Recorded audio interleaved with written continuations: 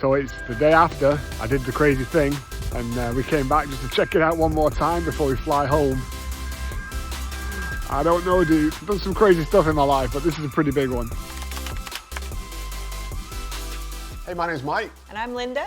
And we bought ourselves a house 1 week ago today. You've probably seen it online on the news or on this channel. It's a bit of a fixer-upper. Might need just a little bit of work doing to it. Yeah, just a little bit. Yeah. And so we thought we'd say hi and just answer a few questions. Thank you to everybody that's watched the videos, everybody that's signed up. Can't believe we've got thousands of subscribers in just a few days.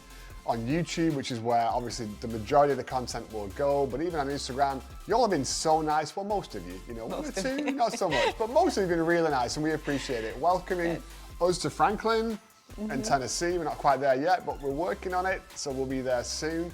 And we thought it'd be good to answer some of the questions you guys have been asking. Why Nashville? Why Nashville?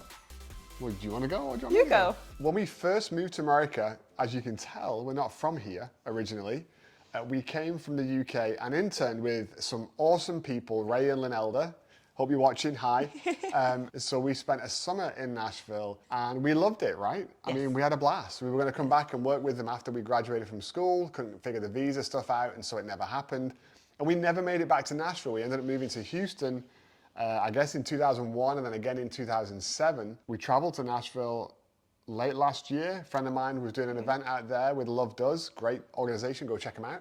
Fell in love with the place again. Yeah, I guess. We like the hills, we like the fall. Started to bring back warm, fuzzy memories. And, Houston's been nice, but it gets a little hot here sometimes. And right now, it's awful cold. And I'm not built for the cold, so I'm not really sure about why I'm going to Nashville if I don't like the cold. But anyway. The next question we've been asked is why this house? Okay. Why this house? So I saw the house on Zillow before all the fuss was going on, and I sent it to Mike and I was like, I just wonder how bad this damage really is. And you were a bit like, okay. I don't think I was a bit like, no. I sent it to the realtor who said, dude, let's go check this out. Yeah. So a couple of days later, because we happened to be in town that weekend, which was just crazy. Yeah, it was a Wednesday. We got the email, right? Yeah. And we already had a trip planned on Thursday. So we were going out there, taking the kids to really decide whether we wanted to make a move and live there or not. Right. And so then Friday came along and we went out to look at the house, right? Friday morning. Yeah, and we drove up and we pretty much fell in love with the house and the property and everything right away. Didn't really think that it was going to get this much attention. It's been kind of tricky to navigate. From my perspective, we were just a family buying a home. Yep. Going into the house, it was really emotional to see the damage. It was, genuinely upsetting for me to think of, the owners going through what they went through. And so, I don't want to forget that in all this excitement now that we have, that somebody went through a really, really tragic loss.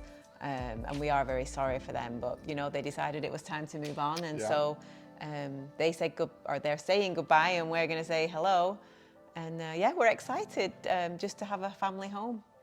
Yeah. What are your plans for the house, Mikey? Gonna make it awesome.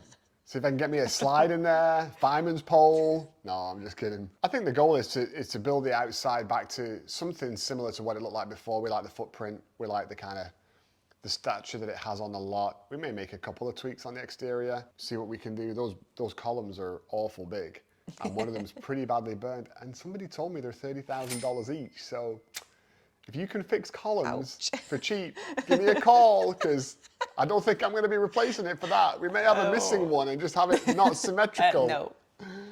But we're going to make it obviously looking pretty good on the outside, and then I think we're going to update it on the inside, right? Make it a little bit more. So.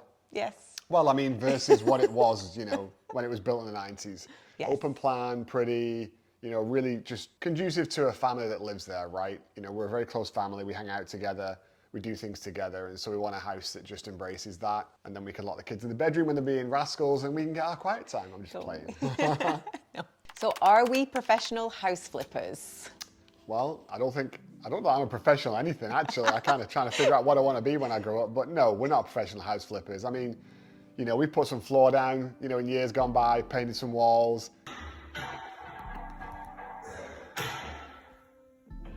Yo, stop it. I can't see. Tried my hand at tiling once, didn't look really great, but I got it on and it stayed, so it didn't fall off. Put some wallpaper up. Back in the day. I mean, I think we've done some cosmetic stuff, but we haven't really done anything crazy. We never bought a house that we've had to start doing, big stuff like this. I mean, I think we opened a wall up once.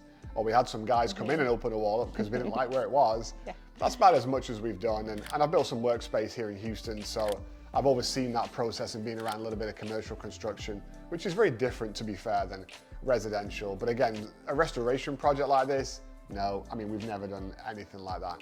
And to those of you that think I make millions on YouTube and that's how we're paying for this, my tech channel isn't quite that big yet. So if you want to help me get it bigger so I do make millions, that would be awesome. But I think last month we made about $500, so I can tell you YouTube didn't pay for the house. Right. A little bit of saving, get in the piggy bank, you know, spend Working less hard. than you make, and let that happen for years and years and years, and you end up with a few dollars in the bank. So that's how we got here. Proud of you, baby. Yeah. She spends, I save. Not really.